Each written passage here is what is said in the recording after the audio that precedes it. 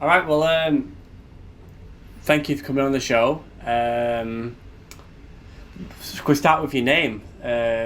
What's your name? Yeah, hi, I'm Jay. I'm 23, and yeah, I've been doing climate activism for a little while now. This is my first time doing anything like this, so this is quite exciting. Thank you. Oh yeah, I was going to tell you. I usually say this before the podcast starts, but if you try to imagine like me and you just sat in like a coffee shop and the audience is like a fly on the wall, like I want you to be kind of Oh, like okay. be as relaxed as possible, really. Just let it flow naturally. Um, so, have you been taking part in Just Stop Oil's actions? I have. I actually just got back just the other day from London from doing some slow marches and actions over Student Week, which was exciting to say the least. Yeah. What region team are you in, if you don't mind me asking? Yeah, I'm from the north, so I'm with the Northerners. I'm Oh, North Yorkshire born and bred. wow, okay. And how long have you been part of Just Stop Oil? I'm really new to Just Stop Oil, actually. I went to a talk with Phoebe Plummer Mm-hmm. back in maybe April, maybe before then. Yeah, and then shortly after that, I did some trainings. I did one slow march in Manchester, and then last week I went down to London. So really new to doing stuff with them. Yeah. Um, was that talk with Phoebe? Was that in Manchester, by any chance? No, that was here in Leeds. Okay. I know that they did a little kind of tour of talks, and she came up to Leeds. Yeah. Yeah, because I don't recognise you. I've not met you before. Um, I've been part of Just a Pile as well myself. I've been in it for quite a while. Um, Right. so what was it like? What was it like for you then doing these slow marches? How did you find that?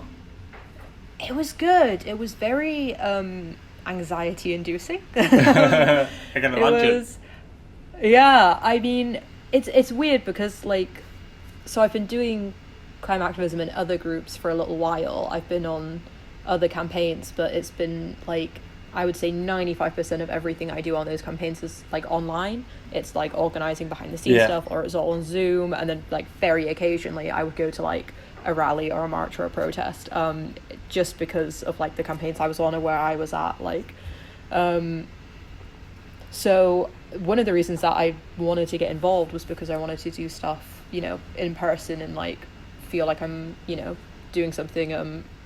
Not that the computer stuff isn't great and important. I know I'm proud of that stuff that I've done, and it is important, but I just like felt the need, like I want to bring this into like, physical space a bit more, and I wanted to do something in person. So it felt very new, actually, like doing something that is so like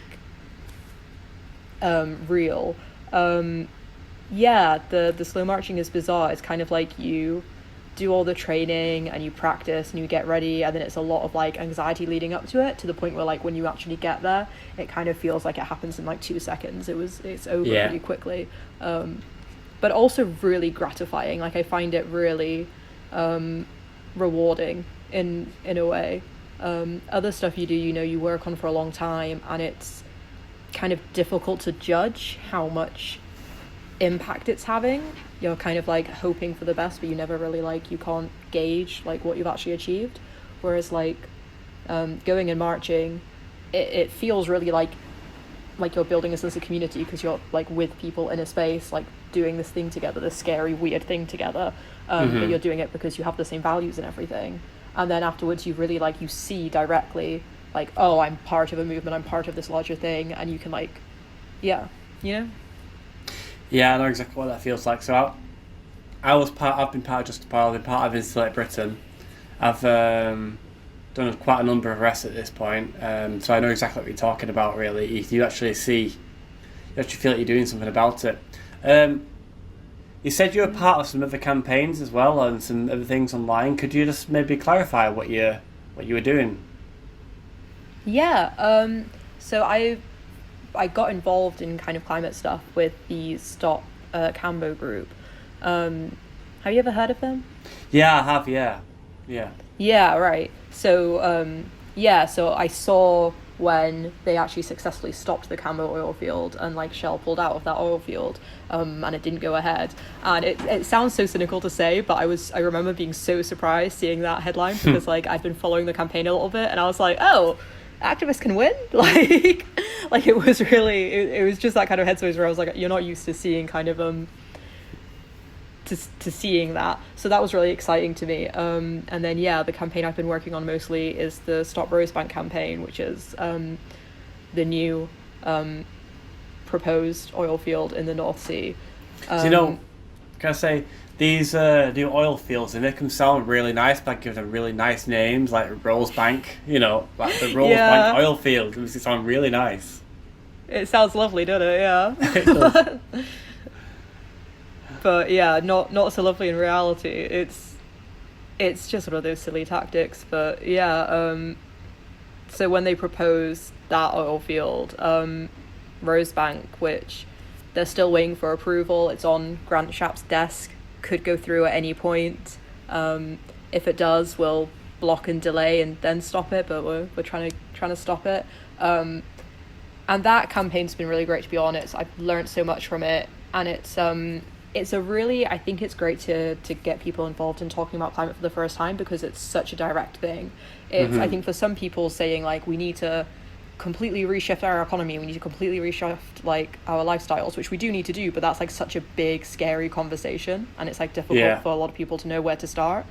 Whereas saying like, look at this one oil field that's huge, like undeniably giant, catastrophically big. I mean, Rosebank would produce more CO2 emissions in 1 year than the lowest 28 countries in the world combined. Like, it's catastrophic. It would devastate marine life. The marine life in the area would have these seismic blasts and these loud drillings, which would just ruin. If they did spill, which oil fields have been known to do, it would it would severely impact like over 16 marine protected areas. So just this one field that we know we don't need, because it wouldn't, help with the energy crisis. It won't help our bills. Like being able to say to people, here's this one thing we can stop, I think is really great. Like it's a very direct thing for people to get involved with. Yeah, it is very powerful actually, because you're going straight to the source of the problem.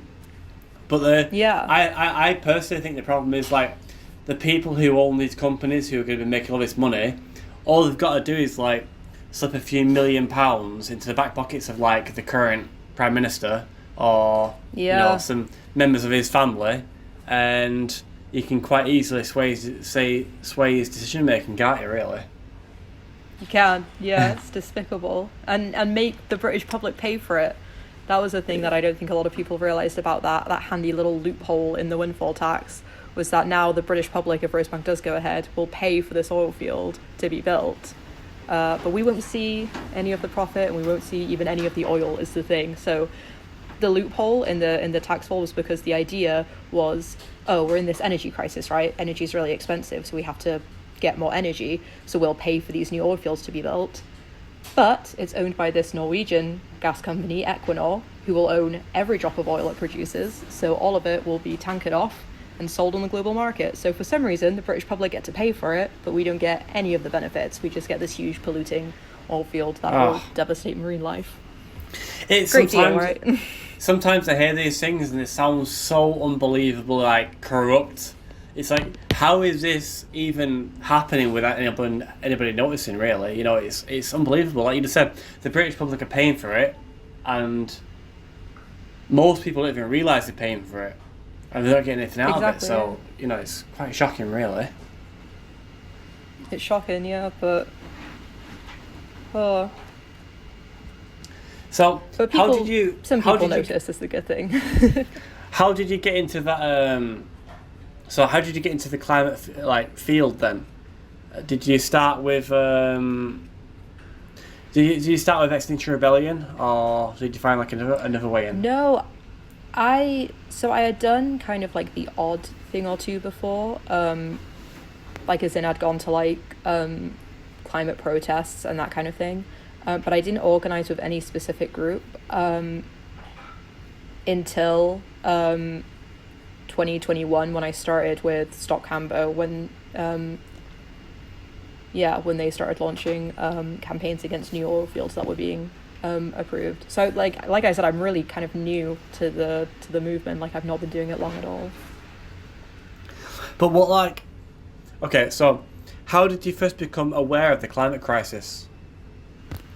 Oh wow, well, I think it's kind of funny for people around my age where it's like it's kind of always been on the back burner. Like I very vividly actually remember hearing like about climate change for the first time in year 3 when I was like about 7, and being told like, there are these things called greenhouse gases and they make the world warmer, and that's not good because it hurts polar bears, but don't worry, you've just got to like put a jumper on instead of turning the radiator on, and then we saved the polar bears. And that was kind of like I weirdly really remember that class for some reason. And then it's just one of those weird things for people my age where like as you get older and you become kind of more politically aware on the whole, throughout your teenage years, you slowly start to realize like, oh wait a minute, like it sounds like scientists and like experts are saying one thing and that my government and the people in power are really saying another, and it sounds like those things kind of aren't quite adding up.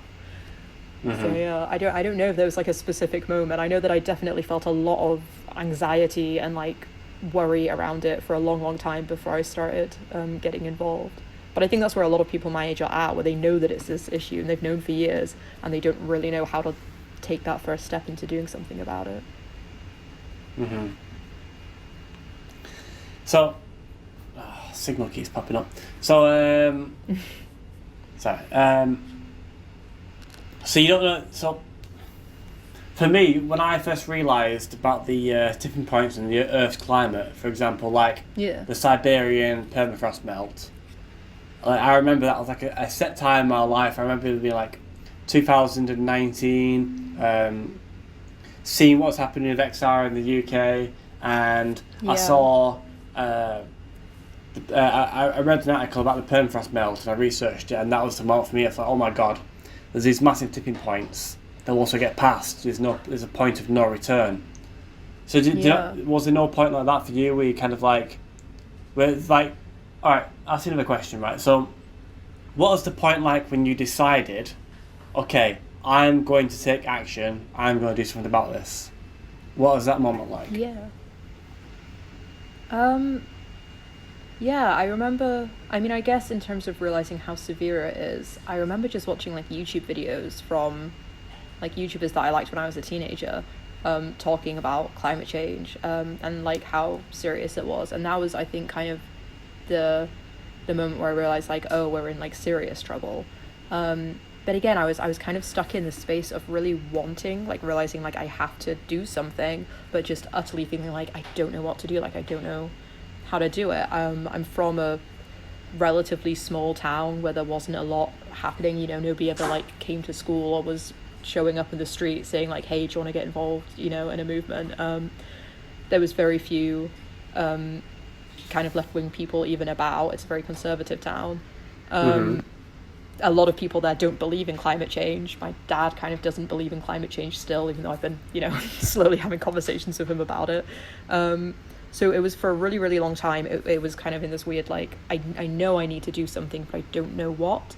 And it really was, I think, that moment of just seeing on my computer the headline of Stop Cambo kind of winning. It was when Shell pulled out of the Cambo oil fields, and I went, oh, like, you really can do things, like, even if you're just, kind of alone in your bedroom with your computer, like you can connect with people online, you can still help out, I can still do something. And it was just at the bottom of the article, it mentioned that they had welcome calls for people wanting to get involved, and I joined one of those. So that was the moment, I guess. But I know what you mean about like those really powerful moments where you're like, oh, I have to do something, or even like I have to do more. Because I had that moment again, kind of, because I was in this headspace of like, am I doing enough? Like, I don't have time for this. Like, just, I'm working class and I'm really feeling the cost of living crisis. Like, my energy bill went up, I think, like 3 times in a year. It's insane. And so I was like, how much energy can I spend in these movements when I don't know if I'm actually having that much effect. I was just kind of, I think we all go through like high and low periods, like feeling like we're accomplishing anything, and I was just in a bit of a low period, and I had that kind of renewal of like, no, this is like important, this is powerful, during Phoebe Plummer's talk with Just Stop Oil, where she talked about when you're reading about history, or when you're in school learning about it, whether it's like the suffragettes or the civil rights movement or any of these like really important times in history, you always said to yourself when you were a kid learning about this, you were like, oh well, if I was there, I would have done something, like I would have helped. And so when you realize just how serious the climate crisis is, if you don't put your energy into helping, are you really the person that you thought you were? And I just like really resonated with that and found that to be like a really powerful reminder of why it's important to not lose hope and to not kind of give in to the easy way of saying, well, what am I doing? I'm just one person. Do I make a difference? Yeah, I know what you mean about that. For me, which I'm sure you must have felt like when you're being arrested and sorry, what did you say? I'm sure you must have felt that since you've been arrested, you've had those high and those low points. So I've been arrested 26 times at this point. Yeah. So it's just Tuesday for you then. It's just another day. My moment like that was when I was in Insulate Britain, and it was after Insulate Britain where I was kind of weighing up like the pros and cons of continuing with civil resistance, and I was trying to figure out like, okay, should I continue with this? Is it worth continuing? And I was listening to a motivational speaker called Les Brown at the time, and I was driving home from work one day, and he was talking about a scenario where there was two men who were in a recession, and they both lost their jobs. They both were going out week after week after week trying to find work wherever they could, but none of them could find work. And one of them, he gave up and he said, look, there's no jobs out here, there's nothing I could do about it. It's out of my control. And he just gave up and he got depressed and the rest of it. But the second guy, he said, in spite of what I can see right now, in spite of all the evidence I can see, it's possible that somebody somewhere out there will give me a job. And he just kept going. And I was listening to this in my car and listening to the words him saying like, it is actually possible, even though I can't see the evidence right now, even though I can't see the changes that are coming, it is actually possible, and we actually can do this, and I just need to keep going and keep believing that.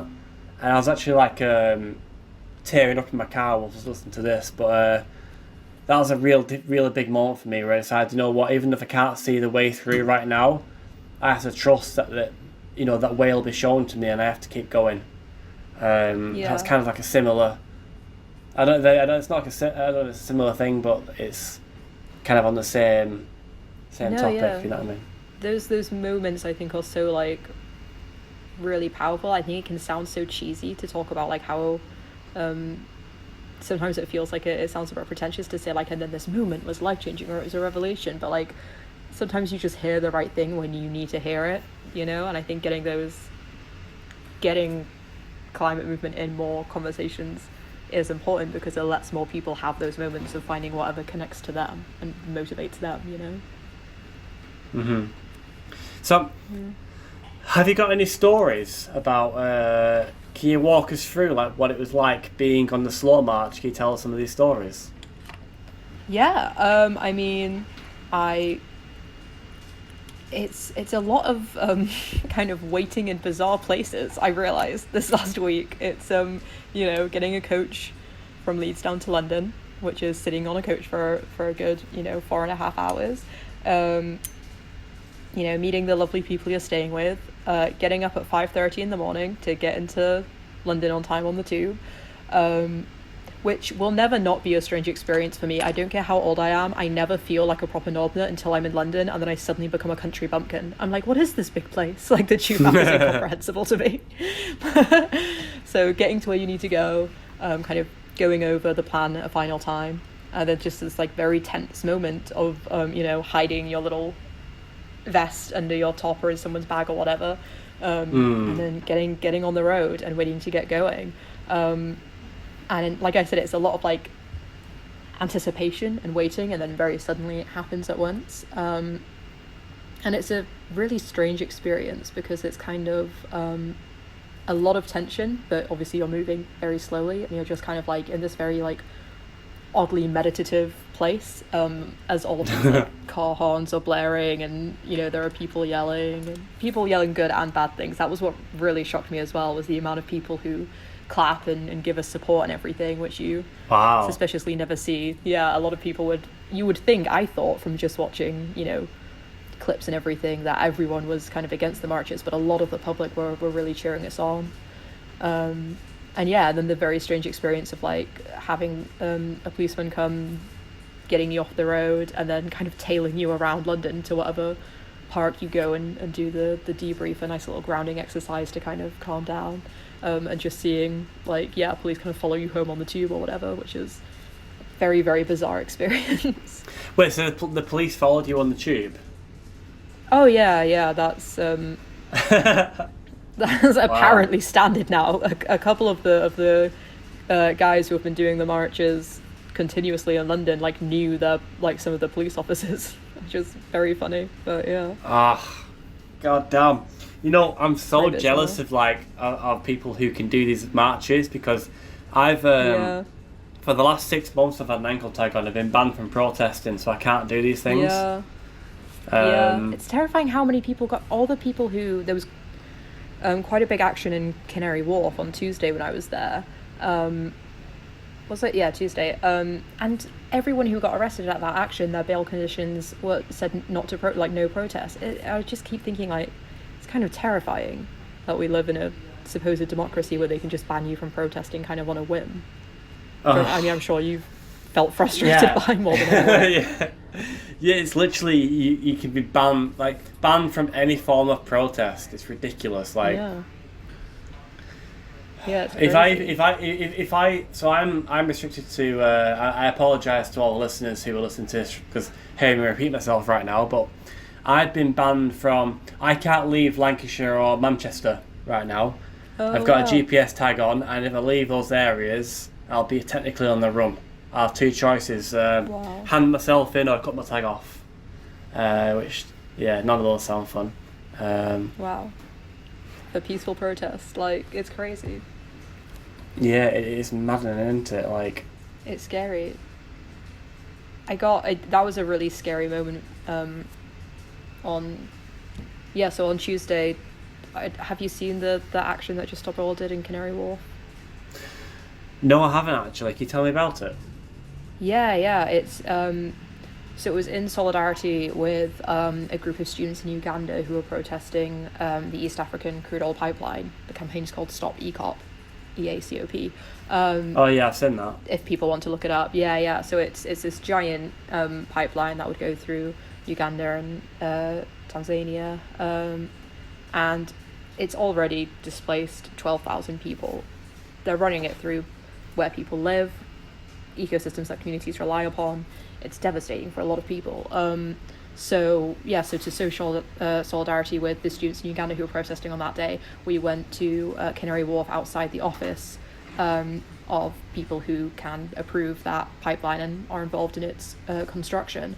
But the tone shifted really quickly from one of like, we're here, we're doing this action in solidarity, when the police, just in a massive step of overreach, started arresting people that they knew hadn't been involved in the painting of the building. So, a handful of people paint the building, and then a lot more of us have signs of sitting in support, doing a standard protest. But the police had been there and had seen, the handful of people who'd spray painted the building, and then just in a step of massive overreach started arresting people who hadn't done anything. And we were like, what are you arresting them under suspicion of? We're sitting in a public square.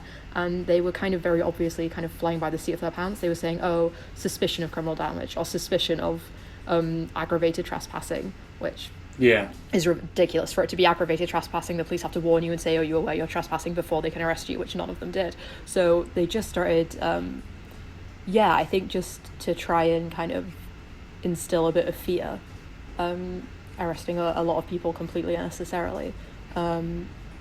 So yeah, so that was a scary thing to witness.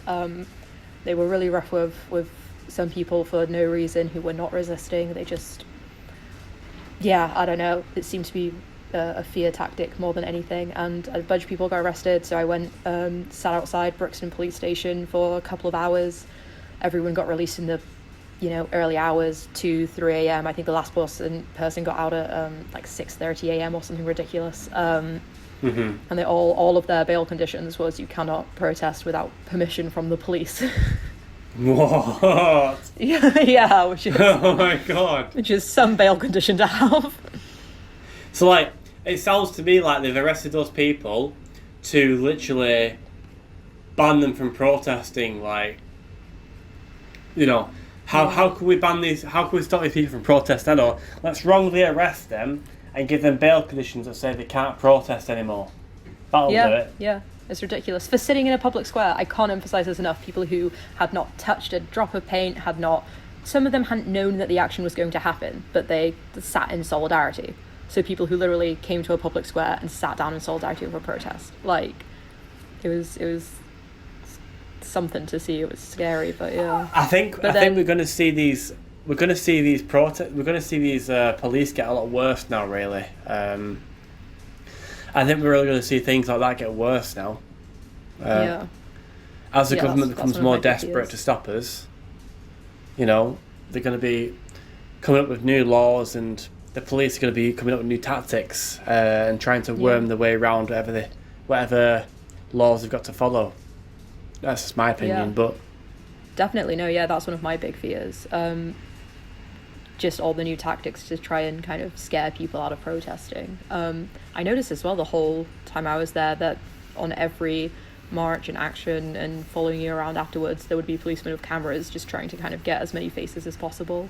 And I know that there's been some concerns about using face tracking technology on protesters. So that's, I don't know, something that I'm quite worried about, If I'd even been down there protesting, see, I've got court bail that says I can't protest, so I would have been taken straight to prison if I'd been caught on one of those cameras protesting. Yeah. Can I ask a question? Yeah. So you said about them scaring people out of protest. Do you think it's working? Like you'd be on the ground. Have you seen numbers increasing or decreasing? And what would you put that down to? Yeah, I mean, it's definitely a smart tactic to make people scared of getting involved, because I know a lot of people who really want to get involved in the climate movement but don't purely out of fear of arrest and the consequences of that. Obviously, a lot of young people are involved in the movement and want to be, but they have, a lot to lose in terms of, I have a friend whose scholarship for doing her PhD, she would lose if she got arrested, no matter what for. My sister used to organise with XR, but she works in childcare, she works in nursery settings, so she can't risk getting arrested. And so I think the more people see the police overreaching and arresting people for doing nothing illegal, the more scared they'll be to even show up in support of these protests. So it's definitely point. A scary tactic. Yeah, but I mean, that being said, the numbers are going up. I think more and more people are getting involved. In various different groups, which is why I think it's great that there's such a variety of groups. So if you don't feel like you can, do the Just Stop Oil thing of wearing the vest and possibly getting arrested, then there are other campaigns that you can get involved in that make a difference, that you never have to risk arrest or step outside your comfort zone. Like Stop Rosebank or any of those kind of campaigns where you can organise entirely on Zoom. You never have to step outside your comfort zone. Can you tell us a bit about Stop Rosebank then, or Stop Cambo? So how do you actually put the pressure on the government to stop those oil fields if you're not being arrested? Like, how do you apply the pressure? So one of the really big things we do is pressure MPs to talk about it. People don't realise, I think, just how much influence they have over their representative. And so a big thing we do, we have an MP tracker where you can check if your MP has said anything about Rosebank, if they're for or against. And you can see in large kind of where they are on climate policies as a whole. And just really encouraging people to have their MP commit to speaking out against it. We've had huge support from some MPs. Caroline Lucas has been consistently supportive of the campaign. Richard Burgon here in Leeds as well came when it was just a tiny little rally of me and about 20 other people with a megaphone in the street. He was still showing up and showing support. So yeah, we really encourage people to get involved, talking to their MPs about it. And galvanizing kind of local communities. So because Rosebank would be owned by Equinor, the Norwegian company, connecting people in Norway with people in Shetland, the coast where Rosebank would be built, and having them communicate with each other about, organizing protests on the same day outside the right offices, that kind of thing. Yeah, I think just getting people to realize how much influence they really have over their representatives. So that doesn't even involve getting arrested or blocking things or doing anything. That's nothing simply like just that. by. I believe we've ever had a single arrest. It's very accessible to a lot of people. Yeah.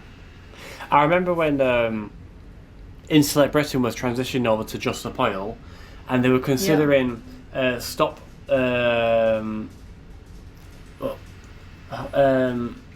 Sorry. What was the first one called again? Was it? It's not Rosebank. The one before it. Oh, Cambo. Cambo, that was it. They were. Insulate Britain was considering going to stop Cambo and pooling our resources into that campaign and using our tactics and resistance of blocking the M25 and motorways towards that campaign.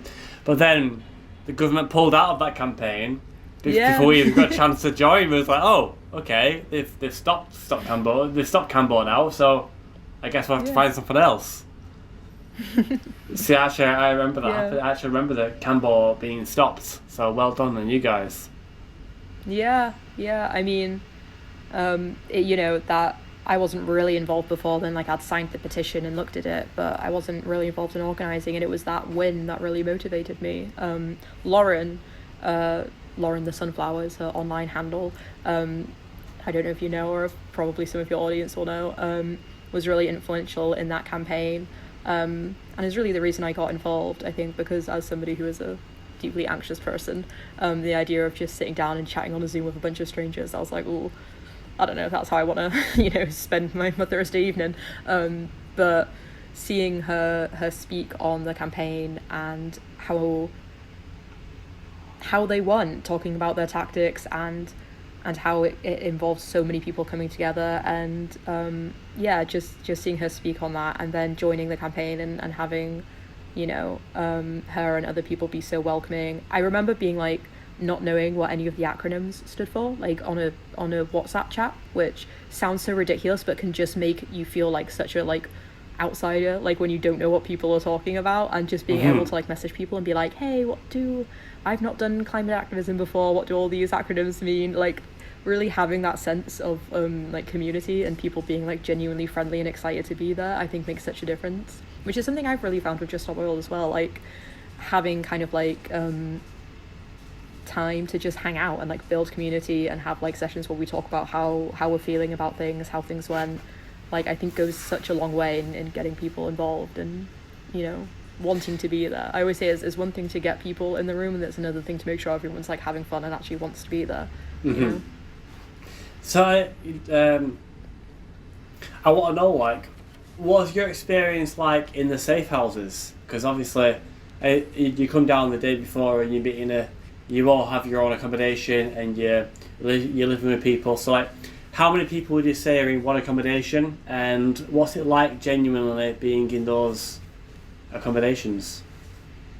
I had a really positive experience both times. So even though Manchester isn't that far from Leeds, because it's such an early morning march, you have to go down the day before anyway, so I stayed in a accommodation in Manchester and then obviously in London, and both times it was really great. They put me in contact with the people I'd be staying with before, so you kind of can chat to them and arrange things, and then you get there, and largely speaking, people are just incredibly friendly, because obviously it's people who share the same values, feel passionately about the cause, and it's not you're spending a lot of time there. It's a place to sleep and to keep, you know, your bag and your stuff. Because your days are filled, you know, trying to shake the police tail around the tubes, but yeah, it's you're doing other stuff, but it's great, you know. And going back to a lovely little house on the outskirts of London with a garden and a couple of cats to hang out with was a really nice way to de-stress after the day. Yeah, I found it a really, really positive experience. One of the things I felt being in accommodation. So I was in the accommodation during in Select Britain, and I'm in a house with like 20, maybe 25 people in one house, and one evening I had a realization. I was like, every single person in this house is an absolute fucking legend. Like, Yeah. every single one of these people has decided to sacrifice something in their lives to try and make a difference in the world. And Yeah. I was just blown away by that, because I was sat there with a house, literally a house of 25 people, and you're like, there is not one person in this house who is not an absolute fucking legend. And I was just so, it was so incredible, that experience to me. Like, being in the safe houses was one of my most favourite experiences, really. It was incredible, because, like you said, you're surrounded by people who are like-minded, people who are, for one, brave enough to make that sacrifice and to risk getting arrested, and people who are aware of the climate crisis and willing to do something about it. So that's my general experience of it. It was pretty fucking incredible, really. No, I definitely feel that, like, being in a room, even if sorry, are you okay? Did the audio go weird? Yeah, carry on. Oh, okay, cool, yeah. No, yeah, just, being in a room, even when it's just, like, a debrief where you're going over plans or whatever, and looking around and being like, you know, everyone in this room, like, is here because they care. And it's also, I think it's really powerful, because, like, for a really long time, in that time where I really wanted to get involved, but I didn't know how, don't you kind of feel like you're constantly being gaslit a little bit? Like, you're worried about the climate, and it takes up so much of your mind and your anxiety, because it's this really big problem. But everyone around you is just kind of acting normal, and you know, some people are saying it's not real, and then most people are saying, oh well, of course it's real, let's not be silly, but it's not that big a problem, but you know it is. And then you read these IPCC reports, you read these articles written by scientists, and you're like, you feel a bit insane, like, because you're like, how is everyone going about like everything's normal when it's not? And it's so powerful to be in a room with people saying, like, no, you are reacting rationally to an insane situation. It's everyone else who is kind of like pushing it out their minds, and you know, it really reacting does my head in this, you know. It really does my head in. It's so powerful to be like, oh, okay, I'm not insane, like, this is this is like a big problem, and to be in a room full of people like affirming that and saying, like, yeah, no, you worry the correct amount, you care the correct amount, like, we're all in this together. It is just a really moving experience, I think. You do feel a bit insane, really, don't you, sometimes, when, like, for me, it's the family's response. Like, my parents, like, when I first told them I'm signing up to Insulate Britain, I'm going to be arrested repeatedly and sent to prison, the first thing my mum said to me was, Josh, you need to think about your future. And I was like, well, I kind of am thinking about my future. Just, no. Well, what I mean is, you need to get your priorities right. And I'm like, are you for real right now? Like, I had got my priorities right. Like, it feels like everybody else hasn't got their priorities right. You know what I mean? Yeah. And no, that's so real. So, fucking hell. How did your parents react to you telling them that you were signing up to do some slow marches with Just Stop Oil? Well, I don't know if this is good advice to any, you know, impressionable audience members. Maybe don't do what I did, but I have not told my parents that I've been slow marching. Shit. And now you're appearing on a podcast on the internet. So. I know I'm on a podcast, and it's been all over Instagram, but that's all right. My parents are both, you know, boomers. They don't use social media, but right, what's it'll be fine. No, I told them when I first signed up for Stop Rosebank. and they kind of didn't understand what it was or what I was doing. My dad, like I said, doesn't really believe in climate change, just out of, the media that he consumes consistently telling him for years, oh, well, it's not that big a deal, Daily Mail and all that. And my mum does believe in climate change, but kind of doesn't really understand what I'm doing, kind of thinks it's a bit of a hobby, and is like, oh, okay, yeah, that's cool, you do that, yeah. And so, yeah, not to get deep, that was difficult to have. I think it's always difficult when the people Can I pause you there use... for a sec? I really need to Yeah. go for a pee. I'll be right back. Hey, I'm back. Right, you were saying? So you were saying about your parents. Yeah, basically, I have one parent who doesn't quite believe in climate change, and one who does, but is in that mindset that a lot of people are in. That's very like, oh well, somebody will sort it out, it'll be fine, da da da da. Which I think is difficult for a lot of people to realize that, especially like a lot of young people to realize their parents, or just a lot of people to realize that the people around you don't see it the same way you do, and don't kind of feel that sense of urgency and anxiety and like kind of grief over the problem and how big it is. So for me, that's why I like the community aspect of like finding places in the movement where you really feel like, oh, I'm around people who get it, is so important. Because yeah, I didn't quite have that space before to like talk about why this is such a big deal for me. But it's fine. Like I said, I can be on a podcast. They don't know what Instagram or anything is. It'll be fine. We've only got about 75 subscribers anyway right now, so we probably won't see it anyway, so. Yeah, early days. Early days. Early days. So you were saying, yeah. It's pretty funny that you were saying about your mum, how she thinks she's like as a hobby. She's like, oh, as long as you enjoy what you're doing, she kind of. I kind of relate to that very strongly because my mum was quite similar. She was saying like, oh, when you finish with this thing, it'll be something else that you're protesting about, so, whatever. And like, there was nothing more infuriating than that to me, because it's like, no, Mum, this is the issue, the main issue.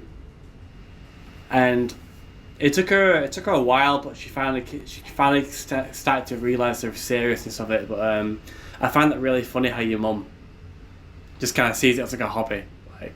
Yeah, which I think a lot of kind of parents would maybe. Yeah, I don't know. It's difficult, really, to have kind of those conversations with particularly family members about why the climate crisis is so big and why it's important to do something about it.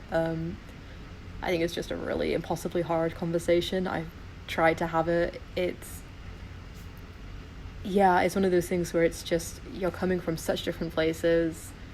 It's such a big kind of thing to try and get your head around. If anyone ever figures out how to really have that conversation effectively, please write in the comments, let me know. Yeah. But yeah. Yeah, I don't know. I've just been really blunt and to the point when it comes to my parents. Like, oh yeah, so I'm going to be doing this, and this is why. Yeah. That's good. Yeah. My mum, she wishes I wasn't doing it. She wishes it was somebody else doing it. Yeah. My dad's supportive. Both of them realise it's a problem, but I think mainly my mum doesn't really realise how serious the problem is. My dad does realise how serious it is. So, you were saying about your dad then. So your dad doesn't really believe in climate change at all then? That must be really infuriating to be like a... Yeah, it is quite. It's really quite bizarre as well. I kind of grew up with it being normal, and you don't realise until you're older how odd it is, especially because he's very much an outdoorsy dad. He's very like, we're going to go on a walk and let's, go on a hike, and he's a proper like Yorkshire bloke. Like he loves the local area. He's lived in the same town his whole life. He loves the forest. He loves, I always say it's funny for kind of working class conservatives, because for people like my dad and most of my extended family, it's not their values. like it's genuinely not their values, but it's just they've been fed this kind of political messaging for decades, that they kind of don't see the disconnect between their values and what they actually care about and how they actually feel about things versus how they're voting. I don't know if that makes sense, but yeah, it's a strange disconnect. So even like with Rosebank stuff, he doesn't think that climate change is really real. He says, the climate's always changed, it's just a bit hotter now, like it's not because of humans. But then if I say like, oh, it's going to be really bad for marine life, like a lot of dolphins and fish are going to be affected, it's really bad for the ocean, it's really polluting for the ocean, he'll be like, oh yeah, well that's not nice, to be fair, that's not good. And it's kind of just finding like the things that make sense to people that you can connect with them on. So yeah, he understands that a lot more, the idea of like, oh well, it's going to be polluting this area and that's not going to be nice for the people who live there.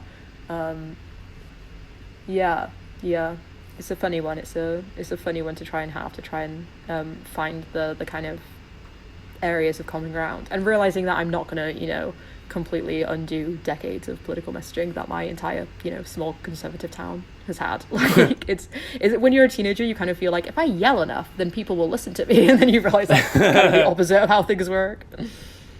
Yeah, no, that's not how it works, unfortunately. Yeah.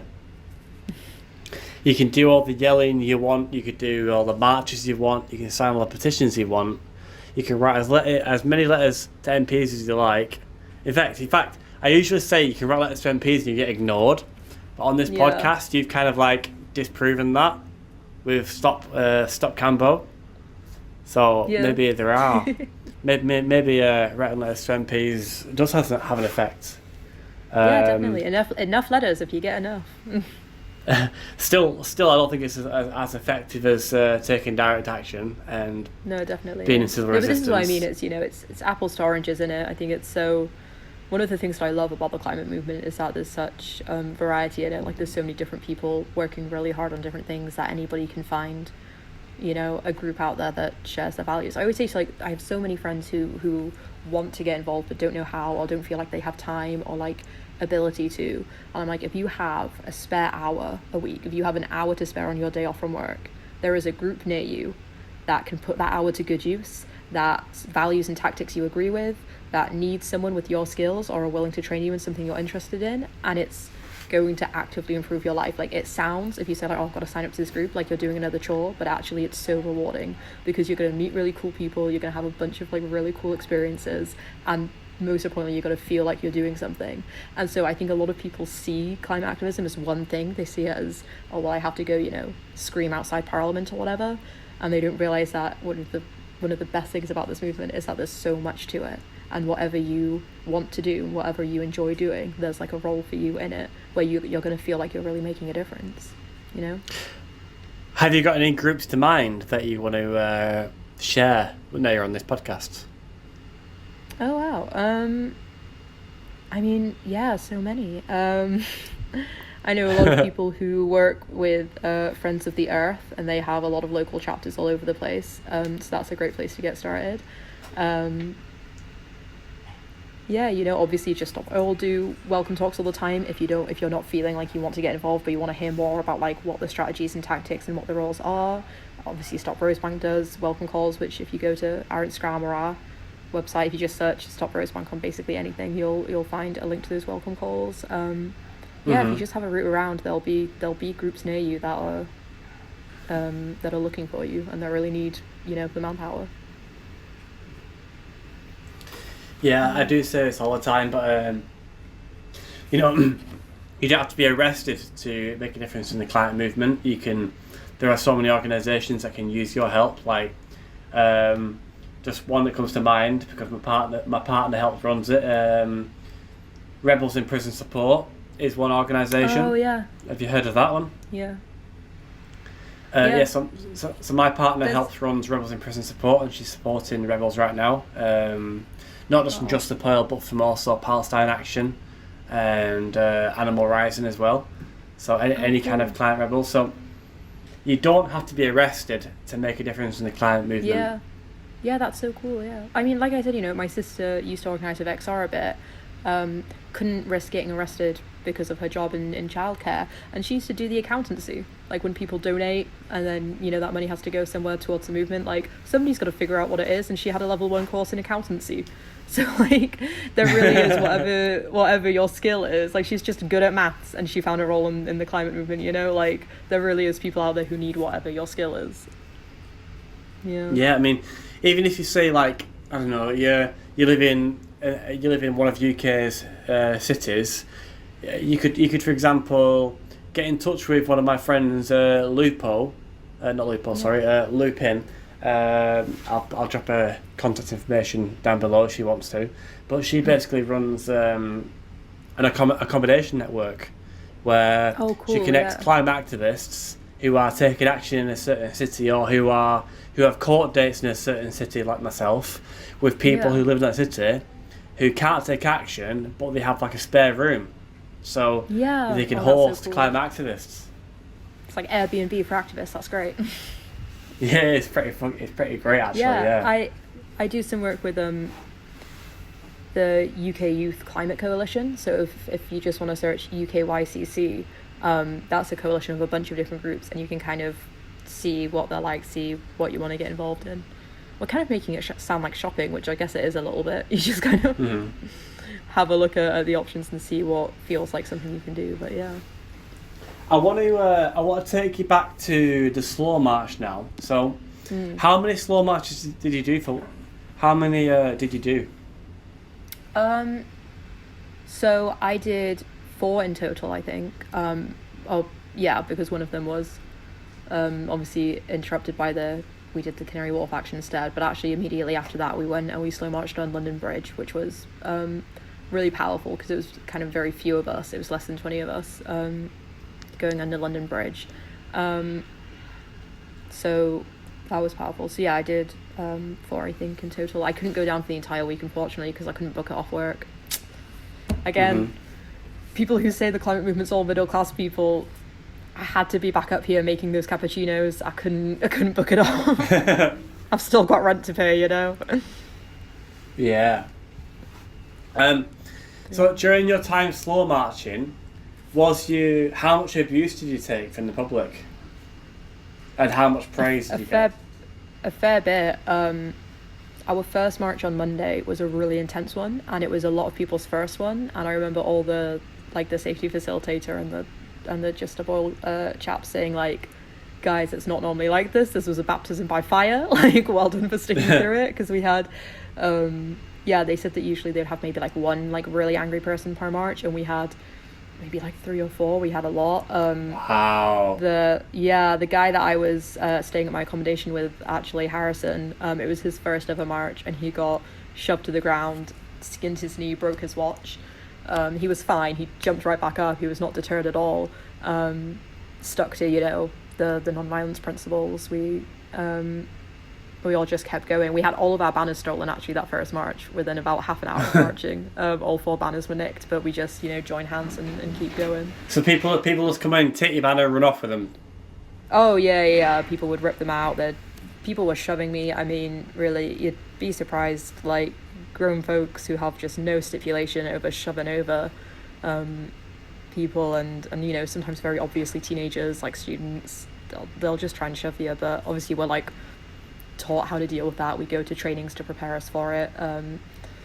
It's still kind of it's scary to be in the moment, but also like I said, a lot of people really supportive. So we had this one group of kids on their way to school kind of steal our banner and yell at us kind of as a joke, but then one kid on his bike, clearly going to the same school, like cheering us and saying like, oh, you're doing this for me, to be fair, you're doing this for my future, yeah, keep going, guys, which was really heartwarming and sweet. Aww. We had one woman kind of clapping the whole time, like walking along and saying by any means necessary, so yeah, you have some really heartwarming moments. Even on my march in Manchester, we had a lot of angry drivers, but then we had a woman come up to us and say, in contrast to the people I see shoving you over, I want to say thank you so much for what you're doing. Like, really heartwarming moments with people. Like, a lot of the people actually are for it, I mean, and there are statistics that show the vast majority of people in the UK believe in climate change and want action on it. People are ultimately for our values. Some people disagree with the methods. That's going to happen. But most people at core agree and they want something done. Mm-hmm. Yeah. Did you get assaulted at all? Yeah, I got shoved a bit on that first march, which was scary. I didn't get knocked to the ground, luckily. Again, they kind of teach you how to like just let yourself be pushed and how to keep going. It is scary, and the verbal assault is kind of hard as well, like more so than you'd kind of think and then I was expecting, like having people, yell all manner of things at you. It does kind of make you stop and be like, am I doing the right thing? Like, people are really mad, like people hate this, but then people cheer you on, and afterwards you see the impact it had, and you talk to other climate activists from all around the world, like, taking action, and you realize like it is definitely worth it. But in the moment, yeah, getting kind of shoved around by grown folks is, it's scary, but yeah. You know what you're saying about the verbal abuse, right? So we had a bit of a running joke during Inside Britain that we should create an insult bingo card. Like, you should all carry like bingo cards and wait for someone to shout, "Get a job!" Be like, get a job. Tick. Yeah, get our it's always get a wankers, job. tick, or whatever it might be, Yeah. And then you get the final one where someone goes, "You wanker!" and you go, "Bingo!" Yeah, that would be a good game for the marches. I like that it's always get a job. Everyone's heard that. It's always get a job, and it's so funny. I don't know where people get this idea that everyone who does, climate action or like middle class tosses with nothing better to do. I just don't know. It's got to be. It's got to be the mainstream media, right? Like. Yeah, definitely. Yeah. Like the likes of Piers Morgan and Nick Ferrari, who say these unemployed, climate activity people who just scoundering benefits. But when I did my like the stereotype activism, hasn't moved on since the 60s. Yeah. What do you say? It's like the stereotype hasn't moved on since the 60s. They're like, these long head layabouts. Yeah. Get these hippies off my lawn type energy. When I was doing my arrestable actions within Select Britain, I literally wore my builder's work gear. So I'm a bricklayer by trade. So I had like my hard hat and my high vis and my work gear and my boots on. And someone would go, "Get a job!" And I'd be like, "I've got a job! What do you think? Look at me! Just look at me!" You know what I mean? Like. Yeah, maybe I should have gone down with my little barista apron on. See, I think we should have. I think we should be all wearing our work uniforms to take action in, because I think it'd be so powerful, really. Yeah, Like suits and somebody with a high vis vest on that said the work high vis, and me there in my construction gear. Yeah, it would be really cool.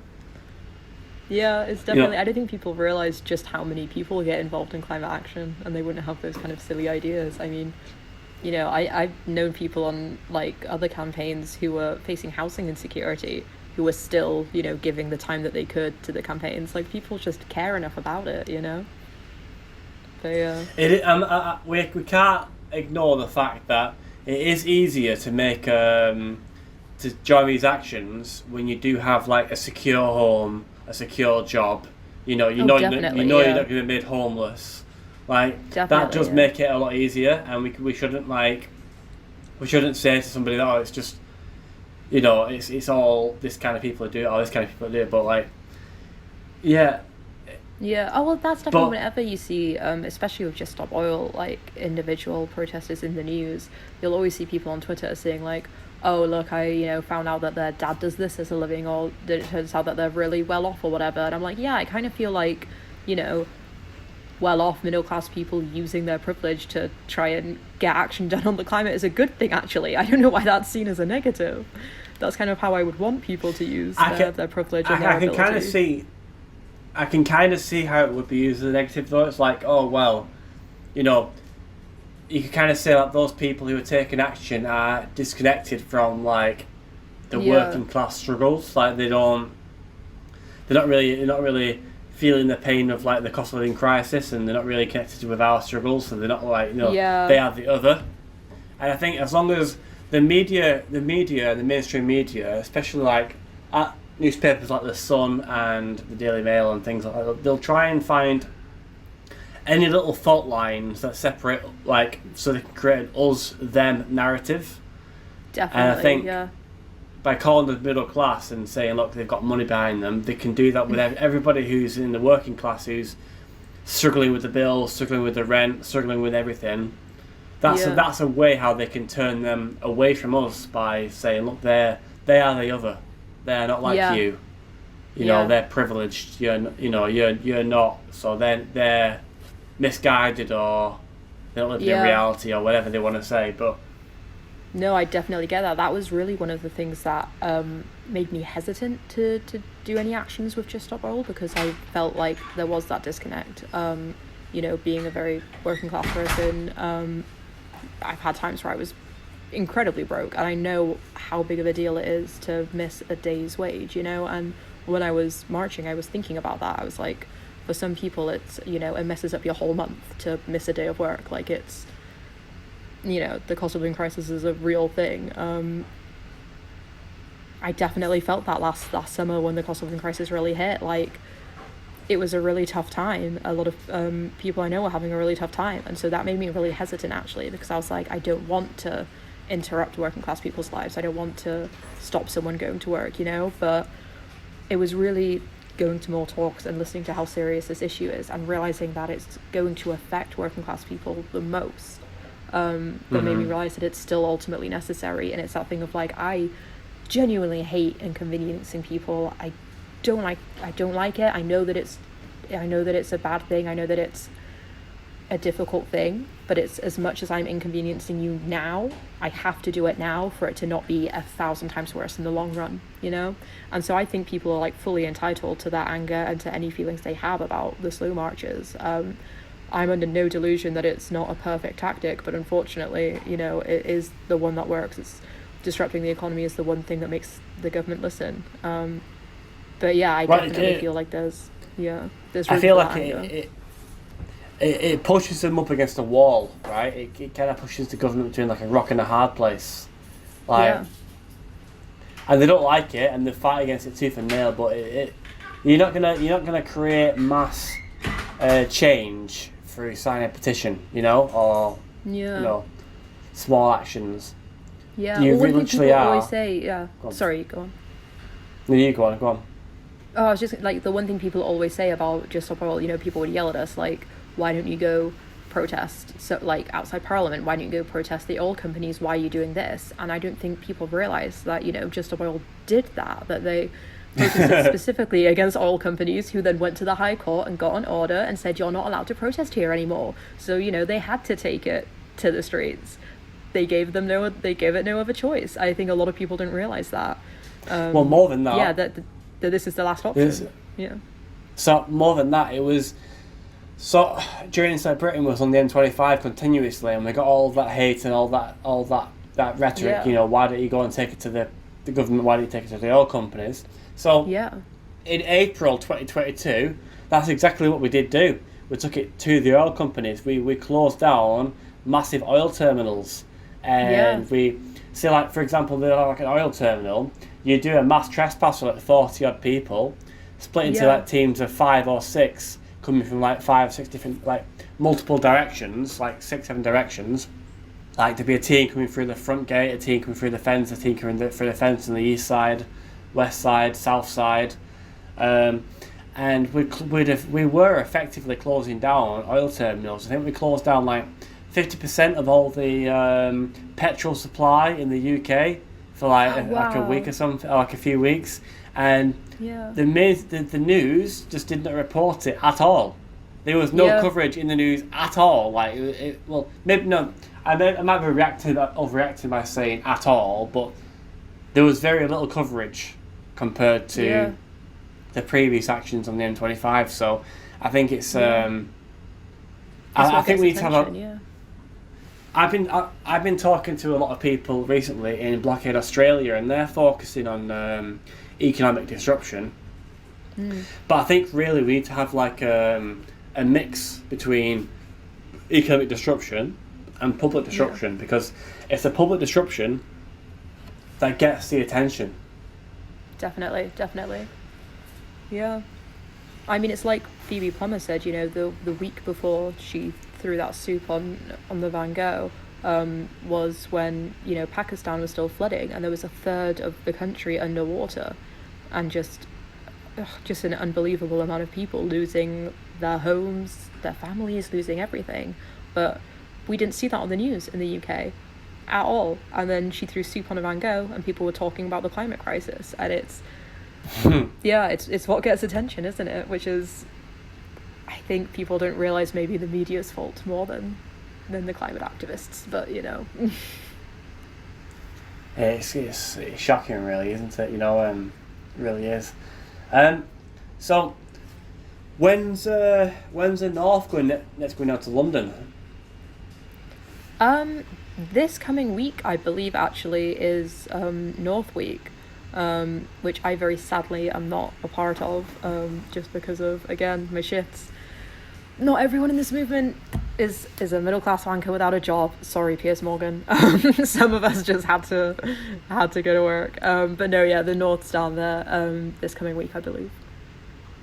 Well, it's a Sorry, shame. I don't know when It's a this shame is that coming out, or like when you edit it. I don't know if that will be dated. I can edit things and cut things out regardless, but it's Okay, yeah. anyway. Well, to be honest, so it's a shame you're not going to go down there, because I would have liked to get you back on afterwards, after that, after Action Week, to talk about your experiences. Yeah. You know, I'm from the North, and I'm really, really, really jealous that I can't go down in slow march. Honestly, it's driving me crazy. Like It's so I'm frustrating that everything happens in London, isn't it? Like, obviously I understand why, but as a Northerner, it's like, come on, like. Yeah, but I love action. I just love being in the action phases and being in those safe houses and being around those those incredibly brave people. It's just, for me, I find it incredible, really, and it's been a real life changing experience, in my opinion, for a positive one. Yeah, definitely. It's hard to even put it into words, but yeah, that feeling of doing those really life-changing things with all these new people. Yeah. If you this might be a silly question, but if you could, so you've not really had any, in fact, sorry, you've not really had any consequences in your life, have you, from taking climate action? Like no, you've not been through the court system, you've not had a criminal record or anything like that? I've very purposefully been avoiding arrest, just because of, you know, being working class, not really being in a space where I can risk serving any kind of time. I'm definitely in a space where I'm learning a lot more about the legal side of things and getting debriefed on kind of, got some upcoming actions that I can't quite talk about, but what the consequences of them might be, what they definitely won't be. I think that's an important thing to talk about. I think, again, so many people have this idea of you can only do climate action if you're willing to go to prison immediately, and not realizing that you never have to step outside your comfort zone. And yeah, I've never once been pressured to do anything that might get me arrested or cross my boundaries in any way. And actually being at protests and being the person who is filming the arrests and is taking down officer numbers, you realize I am still needed here, I'm doing an important thing. Yeah, that is very important. For example, one example is, have you had much did you get police station support? So when you came out of the police station, were there people waiting for you? I was doing police station support. Yeah, I did. Oh, you was doing. Oh, sorry, mine's. Yeah. You were doing the police station support. Yeah, I was sat there with the bag of snacks and everything. Yeah. Yeah, that's the best thing in the world. That when you come out and you've got the people there waiting with. So I've had people waiting with flasks of hot water and coffee and tea and biscuits and all kinds of things. Even if you can take a packet of cigarettes, there'll be one smoker in the group who's just thank you. Yeah. That was a very funny Um, moment actually at Canary Wharf when in a very not funny situation, one of the guys who was, sat on the floor handcuffed, when we were, taking videos and taking down numbers and everything, and we were like, "Are you okay? Can we get you anything?" And he was like, "I'd love a cig." And as a joke, someone put a cigarette in his mouth, and I saw an officer just sprint past me going, "No, no, no, no." Just grab it out of his mouth. It was a very funny moment in a very serious situation. I want to round us off in about next few minutes. I'm going to finish up in 5 minutes, but is there anything that you've not talked about that you would like to talk about on this show? Sorry to drop you on the spot right now. No, yeah. I mean, thank you for letting me talk about Rosebank. It's the campaign I'm on at the moment that I'm giving a lot of energy to because it's such a big challenge. It's it's the biggest oil field that will have been built in the North Sea if it goes ahead. There's a lot of money behind it, there's a lot of power behind it, so I really appreciate you letting me talk about it and tell people, if you've never done anything to do with climate before, if you've never done anything like that before, you can type in www.stoprosebank.org and you can see our page, or you can go to Instagram and search Stop Cambo and see our page, and there are things you can do that will really make a difference, and you could potentially help us stop a lot of pollution and stop a field that would take us past our tipping point of it would prevent us from stopping 1.5 degrees by 2050. That thing that our government promised us they'd do. Yeah. Yeah. And like you've heard, you don't have to be arrested. You can simply just sat behind a computer screen, making a massive difference, supporting people. There's like, if you want to sit behind a computer screen as well and help Rebels in Prison support, that's something you can do quite easily as well. That's so cool that your partner does that. That sounds like such a cool, believe way it to or get not, involved. that's how we met. Oh, that's so sweet. I love that. I was in prison and she was supporting me, so that's how we got to know each other. Oh my god, that's such a movie. I love that. You've got to sell that to Netflix or someone. Yeah, I'm still not dropping a name here anyway yet. I'm gonna keep that out of the podcast for a while. Oh yeah, definitely. Until she's ready. I might even interview her on the podcast and pretend like she's not my partner and see if we can anyone can tell. Funny. That's funny. Everyone's having meet cutes. I've got to start getting my little movie drama moments in.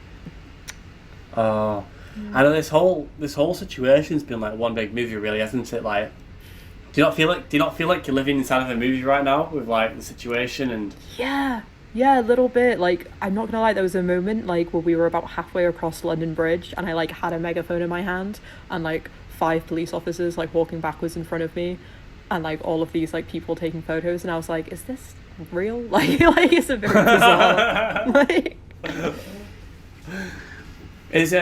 Do you want to share any of your social medias on here? Where can people find you if you want to share them? That is. Yeah, sure. You can find me on Instagram at theoretically_J, JAY. That's a ridiculous handle, but it's the one I chose when I made the account. And yeah, I don't really have anything else because Twitter scares me, so I've never been on that. Oh, that's fine. Well, I do feel sometimes like I'm missing a lot of the gossip, like the climate gossip, by not being on Twitter, but I'm choosing to protect my energy, I've just recently joined Twitter just for the sake of this podcast, actually. Oh, fun. Yeah, we're Activism Uncensored on Twitter. In fact, I think you're limited with characters on Twitter, so I think it's Activism Uncen, so up to the N. I now have to cut it off, so we're Activism Uncen on Twitter. But you can find us on there anyway. But it's been a pleasure having you on the show and hearing about your experiences. And you're welcome to come on the show whenever you like as well. So if you just want to drop me a message, and you can come on whenever you like. If you've got anything new to share. Thank you. I'll definitely. Maybe I can come on when we stop Rosebank and give you an update on the sheer scale of the party. The sheer scale of the party we're gonna have. Yeah, please do that. Yeah. No, thank you so much. Like I said, this is my first time doing anything like this, so this has been like very fun. How have you found being on the show so far? Oh, How have you found lovely. this? This has been great. Like you know, like I said, I'm naturally a very anxious person. But this was very lovely. This was actually just very fun. It's, you know, when you do like spend so much of your time doing something, it's always like kind of really nice to have spaces where you can talk about it, you know, as enthusiastically as you are, you know, and not kind of be trying to tone it down so that you don't ruin family dinner, you know. I can fully empathise with that. Yeah. Okay, well, I'm going to round up there. Well, thank you for everybody who's listened all the way to the end of the show. As always, I'm going to say, make sure you like and subscribe to the YouTube channel, the Spotify, and whatever platform you're listening to, and yeah, share it with your friends and family if you think it's worth sharing. And we'll see you in the next episode. Goodbye. We are the tongue that speaks the truth. We are the song upon the wind. We are the courage to stand forth. We are the change that now begins. On this good green earth, we will take a stand with an open heart and a healing hand. With an open heart and a healing hand.